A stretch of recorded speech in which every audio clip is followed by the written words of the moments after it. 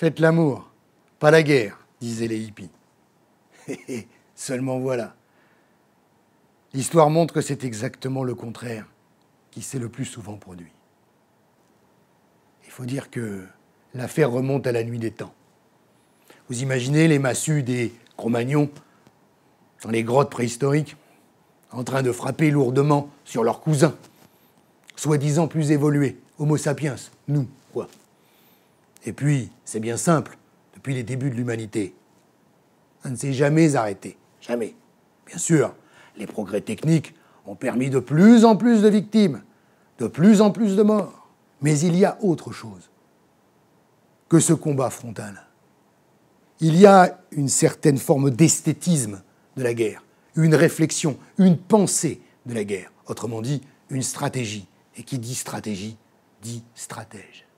C'est au grand stratège de l'histoire, d'Alexandre le Grand à Moshe Dayan, qu'Historia a voulu s'intéresser dans ce numéro spécial.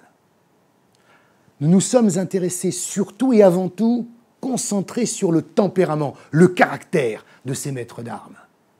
Parce que figurez-vous qu'ils déterminent, ils définissent de façon précise les plus grandes victoires comme les plus grandes défaites. C'est ce que nous avons éclairé. Et vous y découvrirez, vous verrez, des typologies. Il y a les conquérants, comme Jules César ou Jean Giscard.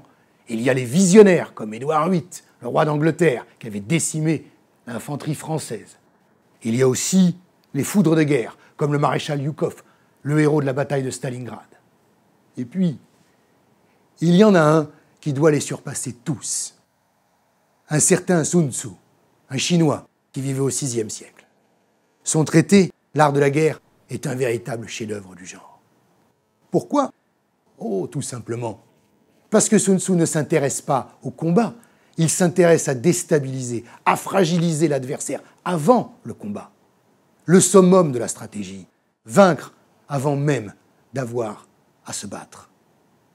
Les grands stratèges de l'histoire d'Alexandre le Grand, à Moshe Dayan, leurs points forts, leurs points faibles, un numéro spécial à lire ce mois-ci dans l'Historia.